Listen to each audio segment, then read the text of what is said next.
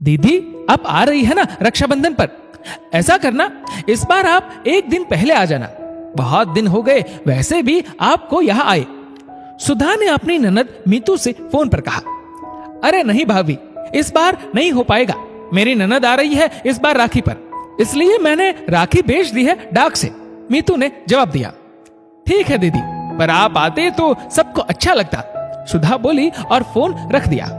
सुधा सोचने लगी, पहले मीतू कितनी उतावली रहती थी मायके आने को, पर जब से राजन सुधा के पति की फैक्ट्री बंद हुई है उसने आना ही बंद कर दिया।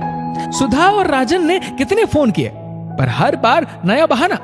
मीतू खुद भी संपन्न घर की है, जबकि तो क्या मीतू को यह लगता है कि अब हम पहले जैसा शगुन नहीं करेंगे?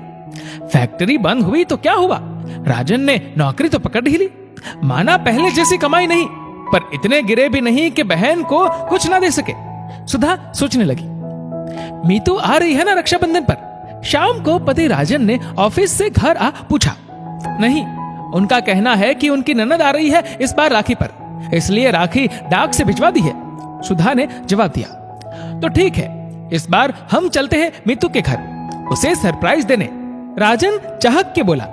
पर सुधा झिझकते हुए बोली, पर वर कुछ नहीं, बहुत दिन हो गए मिले हुए उससे, खुश हो जाएगी वो, कल बाजार चलते हैं उसके लिए गिफ्ट खरीदने, राजन ने कहा। अगले दिन राजन और सुधा मीतू के यहाँ देने को अच्छे से अच्छे गिफ्ट लाई।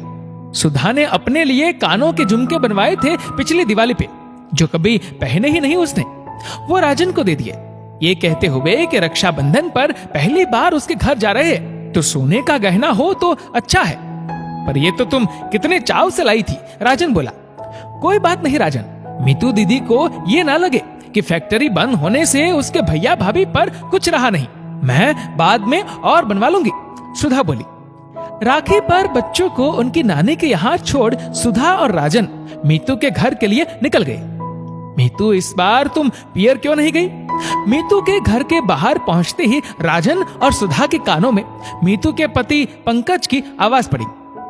अरे भैया की फैक्ट्री बंद हो गई है ना, अब मामूली सी नौकरी है, मैं वहां जाऊंगी इतना खर्च हो जाएगा मेरा, जितना वो दे भी नहीं पाएंगे, फिर क्या फायदा? मीतू की ये बात सुन राजन और सुधा को बहुत बुरा लगा। खैर उन्होंने घंटी बजाई। अरे भैया भाभी, आप यू बिन बताए अचानक? मीतू उन्हें देख बोली, हर बार तू ही राखी बांधती है मेरी कलाई पर, इस साल तू आ नहीं रही थी तो सोचा मैं आ जाऊं तुझे सरप्राइज देने, राजन बोला। बैठो आप दोनों, मैं पानी लाती हूँ, मीतू बोली। मीतू को देख लग रहा था वो खुश नहीं है भाई भाभी को देख। और पंकज जी कैसे हैं आप? राजन ने पूछा। बस ठीक है, आप बताइए, पंकज बोला।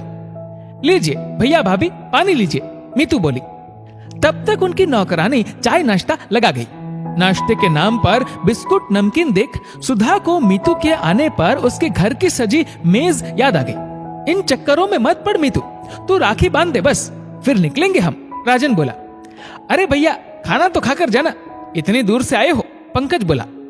नहीं, हमें निकलना है, आप लोगों से मिल लिया इतना काफी है, सुधा बोली। राखी बांधने के बाद जब राजन ने मीतू को उपहार दिए तो उसका सर झुक गया। झुमके, साड़ी, फल, मिठाई और बच्चों के कपड़े। और पंकज जी ये आपके लिए, राजन पंकज को गिफ्ट देता हुआ बोला। इतना सब कुछ भैया? मीतू बस इतना ही बोल पाई। हर साल भी तो देता हूं, मेरी फैक्ट्री बंद हुई है पर हाथ तो सलामत है, इतना तो कमा ही लेता हूं कि अपनी छोटी बहन को राखी पर गिफ्ट तो दे ही सकता हूं, राजन बोला।